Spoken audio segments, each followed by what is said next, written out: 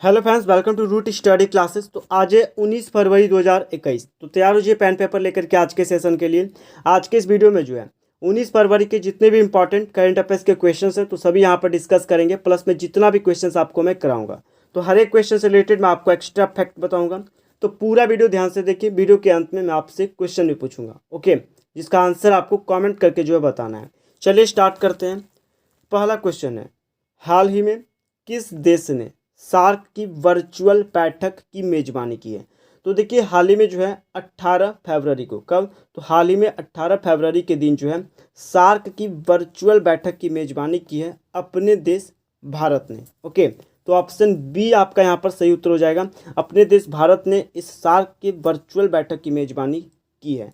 अब देखिए ये जो बैठक की मेजबानी की गई है भारत द्वारा, तो इस बैठक में किस चीज़ पर चर्चा की गई? तो इस बैठक में खास करके जो है कोविड-19 संकट पर चर्चा की गई, यानी कि कोविड-19 संकट से कैसे बाहर आया जाए, कैसे उभरा जाए, तो इस मामले पर जो है यहाँ पर चर्चा हुई है इस बैठक में। और ये जो बैठक हुई है तो एक इम्पॉर्टेंट पॉइंट याद रखेगा इस बैठक से रिलेटेड कि भारत के किस पड़ोसी देश को इस बैठक में आमंत्रित किया गया। तो भारत के पड़ोसी देश पाकिस्तान को जो है इस बैठक में आमंत्रित किया गया था, तो ये ध्यान रखिएगा, ठीक है।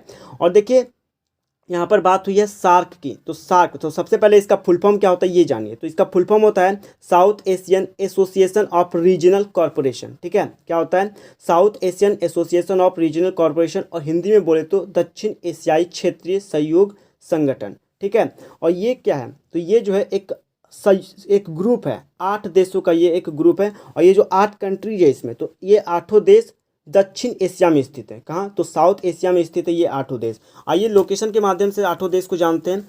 तो देखिए यह है मैप, और सबसे ऊपर से स्टार्ट करेंगे। तो सबसे ऊपर आपका अफगानिस्तान, पाकिस्तान, इंडिया, नेपाल, भूटान, बांग्लादेश, श्रीलंका और मालदीव। तो यही है 8 देश जो कि साउथ कंट्रीज हैं, साउथ एशिया में स्थित है ये 8 देश। और ये 8 देश सार्क के ग्रुप हैं, मेंबर ऑफ ग्रुप हैं सार्क के, ठीक है। तो ये ध्यान रखिएगा। और देखिए सार्क की बात हो रही है, तो सार्क को स्थापित कब किया गया था? तो सार्क को स्थापित किया गया था 18 दिसंबर 1985 के दिन, ठीक है। कहाँ पर इसको स्थापित किया गया था? तो ढाका में, जो कि बांग्लादेश की राजधानी है। हेडक्वार्टर की बात करें तो हेडक्वार्टर कहाँ है इसका? तो हेडक्वार्टर स्थित है नेपाल की राजधानी काठमांडू में। और ये सार्क जो है, तो सार्क ये 8 देशों का एक ग्रुप है, जो कि ये 8 देश कहाँ स्थित है? तो ये दक्षिण एशिया में स्थित देश है। नेक्स्ट क्वेश्चन की ओर बढ़ते हैं। तो नेक्स्ट क्वेश्चन क्या है? हाल ही में किस केंद्रीय मंत्री ने वाणिज्यिक जूट बीज वितरण योजना शुरू की है? तो देखिए हाल ही में वाणिज्यिक जूट बीज वितरण योजना, यानी कि commercial jute seed distribution scheme, तो इस स्कीम को स्टार्ट किया है अभी केंद्रीय मंत्री स्मृति ईरानी। देखिए स्मृति ईरानी, इनके पास 2 मंत्रालय का प्रभार है। पहले तो ये कपड़ा मंत्रालय है और उसके बाद ये महिला बाल विकास मंत्रालय भी है, ठीक है। तो 2 मंत्रालय का प्रभार है इनके पास, कपड़ा मंत्रालय और महिला बाल विकास मंत्रालय। तो इन्होंने अभी इस वाणिज्यिक जूट बीज वितरण योजना को, यानी कि commercial jute seed distribution scheme को स्टार्ट किया है। और यहाँ पर आप देख सकते हैं यही है स्मृति ईरानी, कपड़ा मंत्री प्लस में महिला बाल विकास मंत्री हैं, जिन्होंने commercial jute seed distribution scheme launch किया है। और देखिए इन्होंने इस योजना को लॉन्च करते हुए ये कहा है कि जो सेंट्रल गवर्नमेंट है, तो सेंट्रल गवर्नमेंट ने जूट के किसानों की मदद के लिए जो है एमएसपी को इंक्रीज किया है। एमएसपी क्या होता है? तो सबसे पहले इसको समझिए। एमएसपी ये होता है मिनिमम सपोर्ट प्राइस, ठीक है, न्यूनतम समर्थन दर, ठीक ना। तो मिनिमम सपोर्ट प्राइस इसका एमएसपी का फुल फॉर्म होता है। तो एमएसपी को जो है बढ़ा दिया है जूट किसानों के लिए। यानी कि देखिए अगर हम लोग बात करें 2014-15 फाइनेंशियल ईयर की, तो 2014-15 में जो ये एमएसपी था, तो ये एमएसपी था किस जूट किसानों के लिए, वो था 2400 रुपया, करीब 2400 था। और अगर अभी हम लोग 2020 और 21 फाइनेंशियल ईयर की बात करें, तो 2020-21 फाइनेंशियल ईयर में ये एमएसपी बढ़ करके जो है आपका 4225 रुपया हो गया है, ठीक है। कितना? तो 4225 रुपये, यानी कि लगभग 2 गुना जो है एमएसपी इंक्रीज हुआ है। तो ये किसानों के लिए काफ़ी फायदेमंद है, तो ये ध्यान रखिए। नेक्स्ट क्वेश्चन की ओर बढ़ते हैं। तो नेक्स्ट क्वेश्चन क्या है? हाल ही में किस देश के क्रिकेटर फाफ डू प्लेसिस ने टेस्ट क्रिकेट से संन्यास लेने की घोषणा की है? तो देखिए अभी क्रिकेटर हैं फाफ डू प्लेसिस। तो ये जो फाफ डू प्लेसिस है, तो ये एक बल्लेबाज है और इन्होंने टेस्ट क्रिकेट से जो है संन्यास लेने की घोषणा कर दी है, ठीक है। तो ये जो फाफ डू प्लेसिस हैं, तो ये किस देश के हैं? तो ये हैं दक्षिण अफ्रीका के क्रिकेटर हैं, जो एक बल्लेबाज है। तो ये कहाँ के हैं? तो दक्षिण अफ्रीका के, जिन्होंने टेस्ट क्रिकेट से संन्यास लेने की घोषणा की है। अब फाफ डू प्लेसिस, तो यहाँ पर आप देख सकते हैं महेंद्र सिंह धोनी के साथ, आप जो ये राइट साइड में इमेज देख रहे हैं तो यही है फाफ डू प्लेसिस, तो कि दक्षिण अफ्रीका के हैं, ठीक है। और दक्षिण अफ्रीका, इनका नाम क्या है? Faf du Plessis. तो इनका पूरा नाम क्या है? इनका देखिए ये जो फाफ लगा हुआ है ना शुरू में, तो फाफ इनका उपनाम है। फाफ क्या है इनका? तो इनका उपनाम है। इनका पूरा नाम है फ्रैंकोइस डू प्लेसिस। क्या नाम है? Francois du Plessis. तो ये ध्यान रखिएगा। और ये एक बल्लेबाज हैं, कहाँ के? तो दक्षिण अफ्रीका के। दक्षिण अफ्रीका की बात हो रही है तो यहाँ पर लोकेशन भी इंक्लूड किया गया है। तो यहाँ देख सकते हैं सबसे नीचे जो ये लोकेशन आप देख रहे हैं, तो ये है मैप में साउथ अफ्रीका।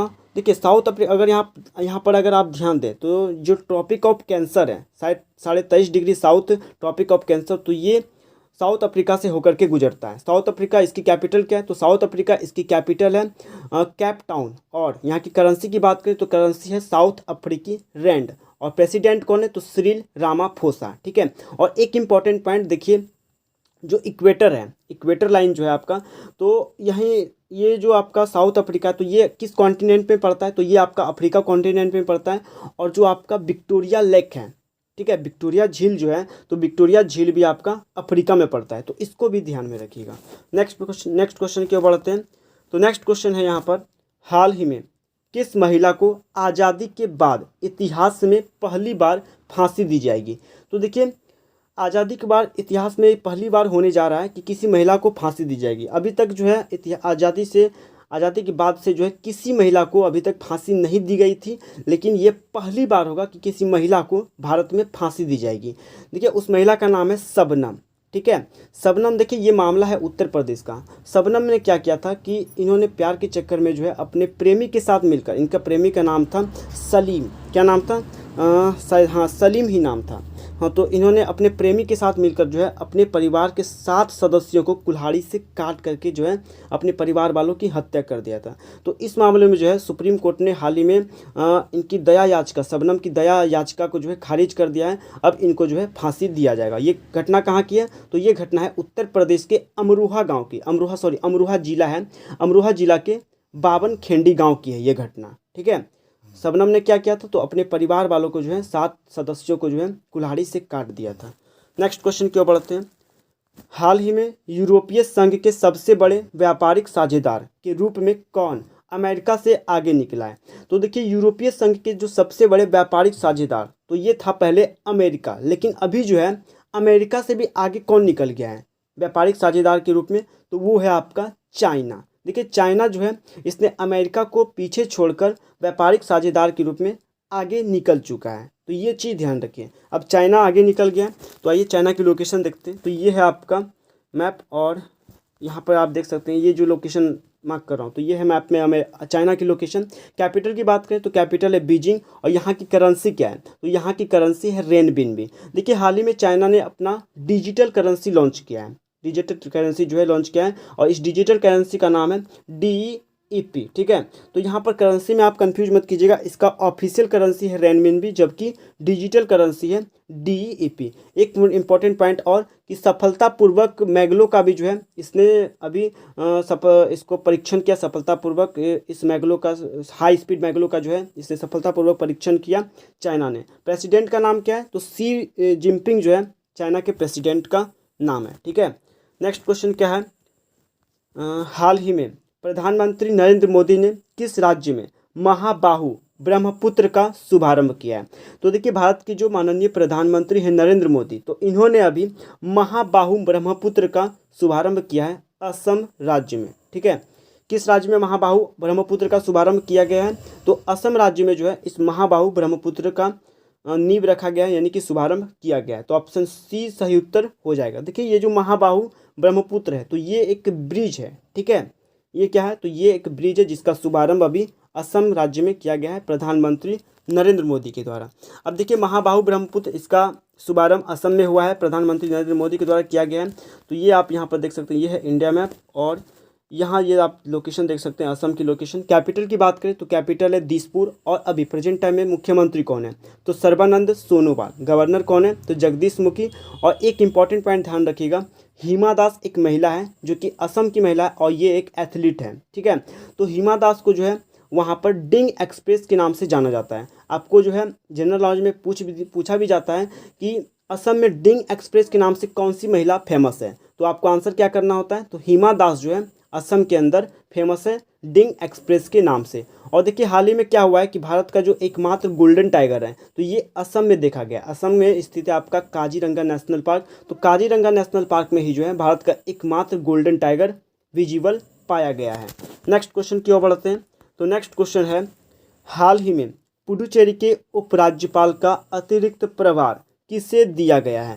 तो देखिए हाल ही में जो है पुडुचेरी के उपराज्यपाल का अतिरिक्त प्रभार दिया गया है तमिली साई, डॉक्टर यहाँ पर लगेगा, डॉक्टर छूट गया है, तो डॉक्टर तमिली साई सौंदरराजन को जो है पुडुचेरी के उपराज्यपाल का अतिरिक्त प्रभार दिया गया। देखिए एक्चुअली हुआ क्या है कि जो पुडुचेरी की उपराज्यपाल थी पहले वो थी किरण बेदी, लेकिन किरण बेदी को जो है इनके पद से हटा दिया गया है, जिस कारण ये जो तमिली साई सौंदरराजन है, तो तमिली साई सौंदरराजन ये तेलंगाना राज्य की राज्यपाल है। याद रखिएगा ये कौन है, तमिली साई सौंदरराजन, तो तेलंगाना राज्य की ये राज्यपाल है और इनको जो है अभी पुडुचेरी के उपराज्यपाल का अतिरिक्त प्रभार सौंपा गया है। क्यों सौंपा गया है, ताकि क्योंकि ये जो पुडुचेरी के उपराज्यपाल के रूप में जो कार्य कर रही थी किरण बेदी, तो किरण बेदी को जो है पद से हटा दिया गया है, तो ये ध्यान रखिएगा। और यहाँ पर आप देख सकते हैं तो यही है तेलंगाना की राज्यपाल तमिली साई सौंदरराजन, और तेलंगाना की राजधानी क्या है, तो वो है हैदराबाद। नेक्स्ट क्वेश्चन की ओर बढ़ते हैं। नेक्स्ट क्वेश्चन है, हाल ही में किस राज्य के ओलंपियन मनीष रावत ने 35 किलोमीटर रेस वॉक में स्वर्ण पदक जीता है।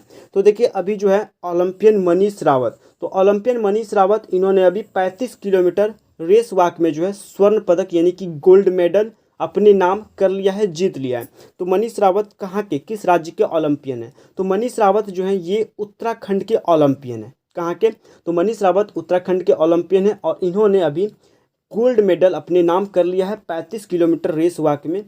ठीक है, तो ऑप्शन ए आपका जो है सही उत्तर हो जाएगा। देखिए ये जो मनीष रावत हैं जो एक ओलंपियन है और इन्होंने किसको हरा करके ये अपने नाम किया है इस चीज़ को, तो इन्होंने तमिलनाडु के गणपति कृष्णन को, ध्यान रखिएगा, तो मनीष रावत ने तमिलनाडु के गणपति कृष्णन को जो है 9 मिनट के अंतर में, कितने, तो 9 मिनट के अंतर में जो है पछाड़ कर गोल्ड मेडल स्वर्ण पदक अपने नाम किया है।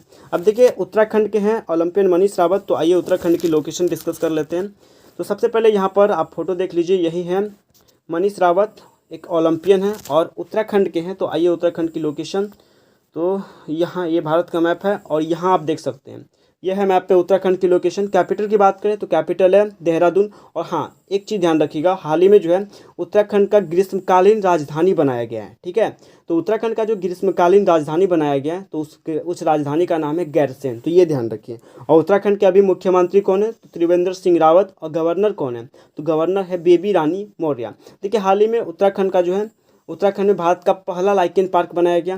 भारत का जो पहला मास गार्डन है तो ये भी उत्तराखंड में बनाया गया। और एक इम्पॉर्टेंट नेशनल पार्क है उत्तराखंड में, जिम कॉर्बेट, जिसको कि हम लोग हेली नेशनल पार्क भी बोलते हैं, तो ये स्थित है आपके उत्तराखंड में और ये भारत का पहला नेशनल पार्क है, ये भी ध्यान रखिएगा, जो कि 1936 में स्थापित हुआ था। ठीक है, नेक्स्ट क्वेश्चन की ओर बढ़ते हैं।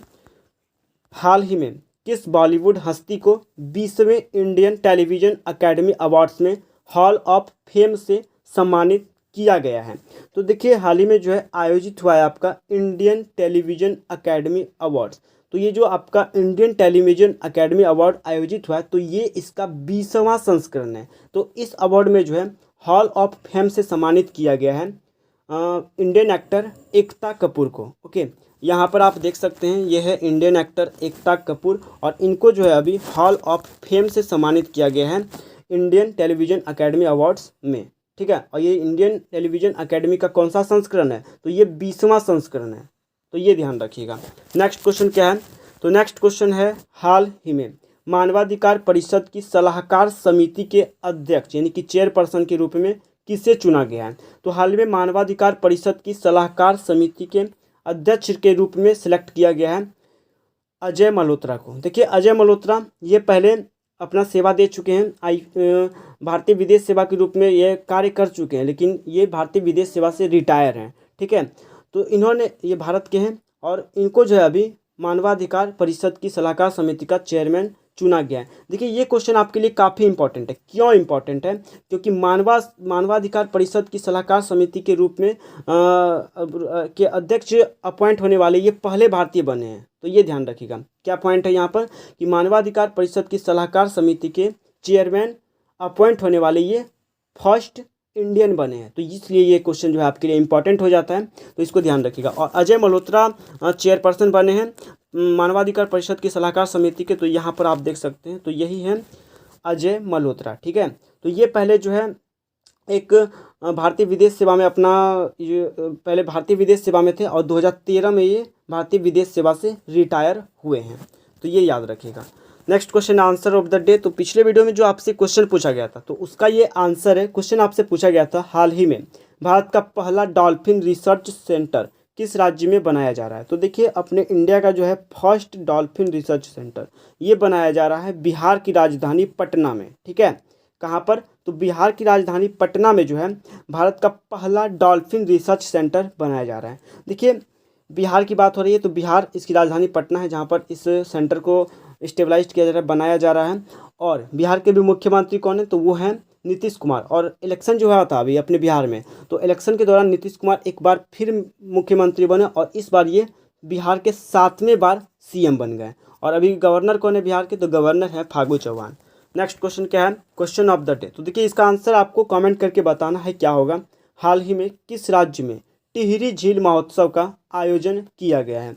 तो देखिए अभी जो है टिहरी झील महोत्सव का आयोजन किस स्टेट में किया गया है, इसका आंसर आपको कमेंट में बताना है क्या होगा। ऑप्शन दिया हुआ है, उत्तराखंड में किया गया है, या फिर राजस्थान में, या फिर तेलंगाना में, या इनमें से कोई नहीं। तो कौन सा आंसर यहाँ पर सही होगा? आप अपना आंसर कमेंट में बताइए, क्या आंसर सही है इसका। और अगर आपको देखिए वीडियो बढ़िया लगता है तो वीडियो को लाइक कर दिया कीजिए और ज़्यादा से ज़्यादा वीडियो शेयर कीजिए, ताकि जो है और भी स्टूडेंट्स जो है इसका फ़ायदा लाभ ले सके। ठीक है, तो चलिए आज के लिए इतना ही, मिलते हैं नेक्स्ट वीडियो में। तब तक के लिए जो है जय हिंद जय भारत।